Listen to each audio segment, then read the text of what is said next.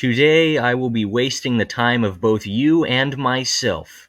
As the title states, I will be reviewing every Minecraft block that was added in the 1.17 Caves and Cliffs update. Some things before I begin. First of all, yes, this is inspired by Brendaniel's video of reviewing every Minecraft block. Link to this video is in the description. Secondly, I have a similar video for reviewing every block added in the 1.16 update. Link to this video is also in the description.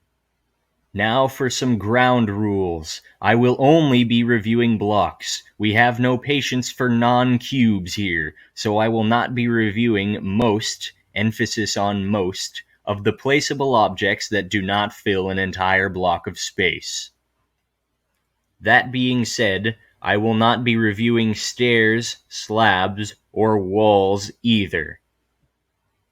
Keep in mind that currently, only the first half of the Caves and Cliffs update has been released, so there may be some blocks yet to be added, or existing blocks that are subject to change when the second half of the update is released. Now, let's get started.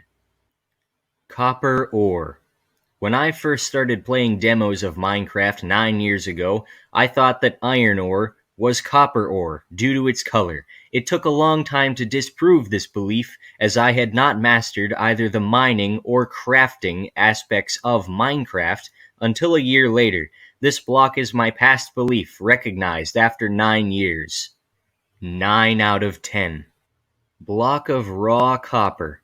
Looks more like a block of zombie pigman flesh. The idea of raw metal blocks is pretty cool though. 5 out of 10. Block of raw iron. Looks more like mock ancient debris that went into therapy and became less edgy. 4 out of 10. Block of raw gold. Literally popcorn butter. 8 out of 10.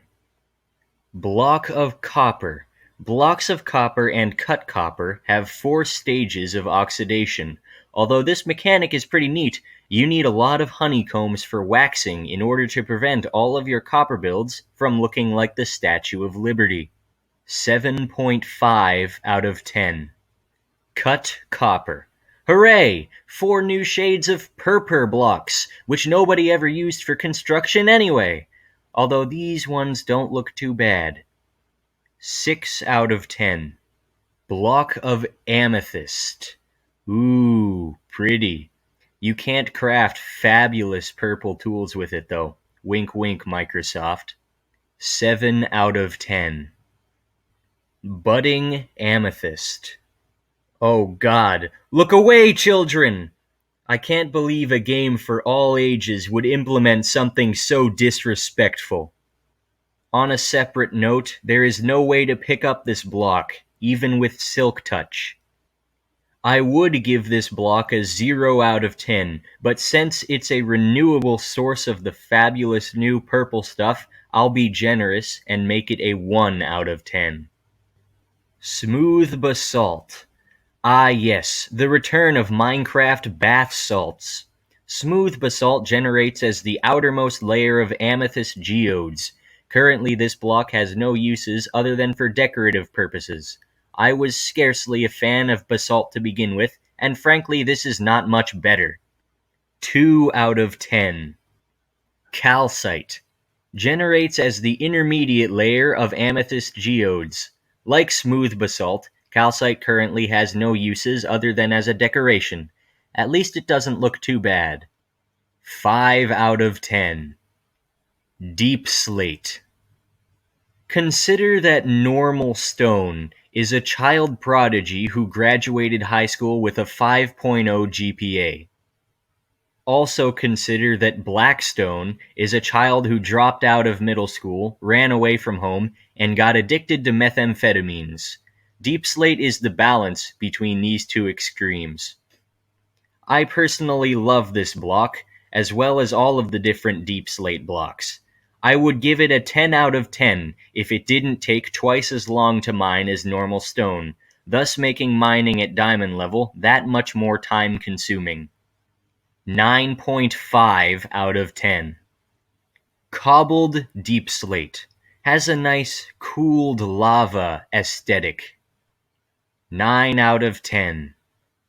Polished deep slate.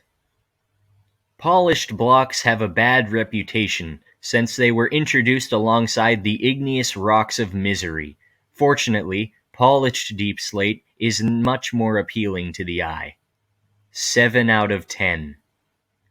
Deep slate bricks. This block is Blackstone bricks, years after making the executive decision to only smoke 1 pack of lung darts a day instead of the usual 4. 8 out of 10. Cracked deep slate bricks. This block's favorite anime got discontinued before the final season was released. 5 out of 10. Deep slate tiles.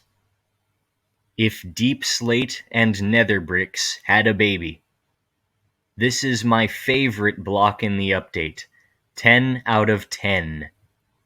Cracked deep slate tiles.